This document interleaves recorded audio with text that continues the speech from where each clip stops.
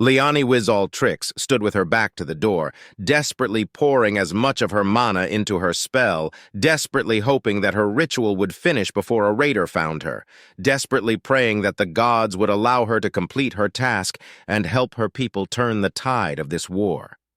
Then, the Magi Circle. She had drawn in her own blood, and with expensive resources whose cost would have collapsed other lesser nations, started to glow and glow, its light getting near blinding. She had done it. Her lifelong research and preparations, her appeal to the Queen, and her 3 long years of adventuring had paid off, and now a new powerful warrior will be brought to their nation. Its will subsumed into servitude to her family and, by extension, the Queen. Gifted with 3 boons to make their task simple, the spell she had invoked didn't let her pick where the person or thing she brought was from, but she narrowed the list to a set of qualities she wanted. Her people needed someone skilled in warfare, someone capable of matching or exceeding the ferocity of her enemies, someone that can speak and think so it could grasp and share its thoughts. And lastly, it must be from a race that could match or beat her enemies on a physical level. But as she watched the life form she had summoned take shape, a sharp and sudden pain ran through her core. Glancing down to see why she felt it, she saw the upper end of a Chiantic's longsword protruding out from her abdomen, letting out a gasp as her mind realized what had happened. She grit her teeth and kept her focus on the spell even as her eyes watered at the pain, and she heard the growling rumble of the Chiantic's behind her as it spoke. "What have you done, witch?" the Chiantic said as he pulled the blade free, making her fall to her knees as she no longer felt her legs. Leani kept focus. She needed a few more seconds and looked over her shoulder with a glare and a wide grin. "I have summoned something you can't beat. It will have more martial skill and greater strength than you, demon, and your empire's days will now be numbered. The spell can't be stopped now." The Chiantix reached up to one of his long horns that curled back and away from its face, rubbing at it like she would run her hand through her hair, and smiled a fanged smile at her. "I doubt that, sure. Your kind is skilled in magic, but you Chual have always been fools. Our might can't be beaten," he said as he steps up next to her. "But I will let it arrive. I want to see your face break in despair when I cut it down." The form was complete as it was gifted its first boons she had placed, gifting it the equipment it believed was needed for warfare, but it was gifted clothes like that of a workman. Trousers, a tunic of multicolored splotches, hard boots of some kind, and cloth gloves of tough-looking fabric. Then it was equipped with some kind of harness that looked heavy. The front had a series of pouches and pockets, then a helmet that was no better than the guard kettle helm formed over its head. It was given a new harness around his hips, with some extension down the legs a bit, with more pockets and pouches all over its frame. Finally, a short war staff of some kind, along with what she believed to be some kind of weapon that slotted into a well-made holster on its right leg, its pouches filled with boxes of some kind that had finger-sized metal pieces inside. "You have failed, witch," the Chiantic said as he disregarded the new being in the room, but Leani noticed the being snap its head around to him as he spoke, her second boon clearly doing its job of allowing the creature to both understand the speech of this world and be understood. It let off a speech that was not guttural or too odd, clearly a defined language of the thinking creature, and she understood it had asked what had happened, a question as to its purpose, and Leani had her chance. "My people need your help. Please save me," she cried. Before the Chiantix raised his sword to cut her down, the creature raised its staff and did something as 2 quick claps of thunder rang, and the roar of fire came from the end of its preferred weapon. She shut her eyes and covered her ears at the sudden and deafening sound. But the sound followed by the clattering of a longsword on the ground. Opening her eyes, she looked over to where the Chiantix stood. But he just fell backward and slammed hard on the ground. The creature rushed over, looking at her wounds. It removed 2 packs from one pouch and ripped them open with its teeth, letting its weapon rest in a sling at its side. It spoke again, as it started to apply some kind of basic treatment to her wounds, and its words reformed in her mind as it asked her for information. "Who are you? What are you? How much blood can your kind lose? What can I do to help your people? Also, who was that?"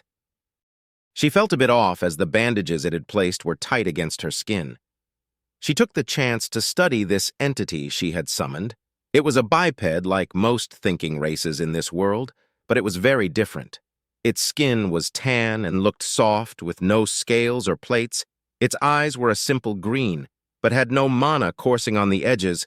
She saw no fangs of sharp teeth as it spoke aside from two small canines, no claws or horns. But she had to answer, "I am Leani Wizaltrix, 16th princess of the Chiwelry Queendom, and I am a Chiwel, not a lot, but he may have a health potion in his pockets," she said back and pointed to the dead raider. "My nation is at war with his, and we are losing. We need you to turn the tide by acting as our elite warrior while training our soldiers. He is a Chiantix raider from the Chiantix Empire to our east, though he and his raiding hosts' attack on this settlement was not expected." The creature looked over and rummaged through the pouches of the dead raider, pulling out 3 vials and holding them out to her. She took one and drank as it spoke. "So, you summoned me to your world?" It seemed to think over the idea, then smiled wide. "Can't say I am too happy to be dragged out of my world, but seeing as I had stepped on explosive ward spell, I can't really complain. My name is Jason, Captain Jason Coleman, United States Rangers." It took to a crouch and raised its weapon, aiming for the door suddenly. "Just 'cause I am a bit of a unknown. Did you give me some crazy power or something?" It seemed to get ready to do something, but then shouted, "Cover your ears!"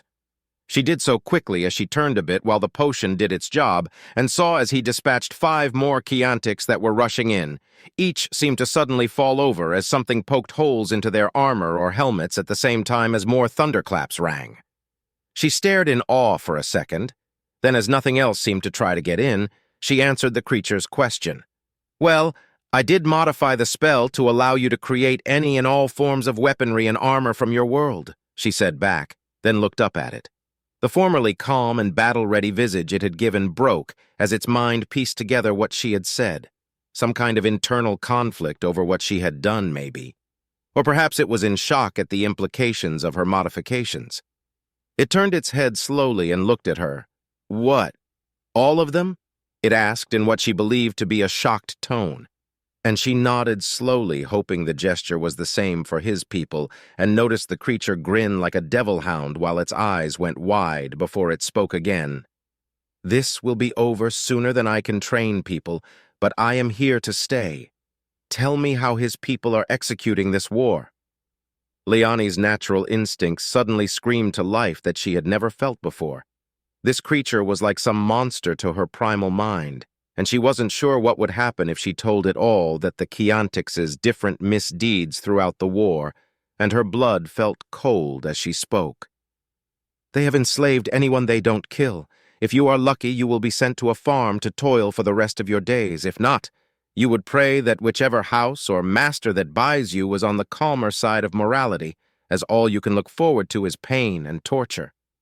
There are some reports of some in their mid to high classes even eating people alive, including children. They don't take prisoners if you stand against them. They just kill you. If you submit, they may treat you better. But you are still a slave. They have razed villages to the ground. I have been witness to a short truce that was signed, during which the general intentionally forced himself on a slave girl barely out of her childhood. They had also broken that treaty the same night when they tried to capture me and my sister.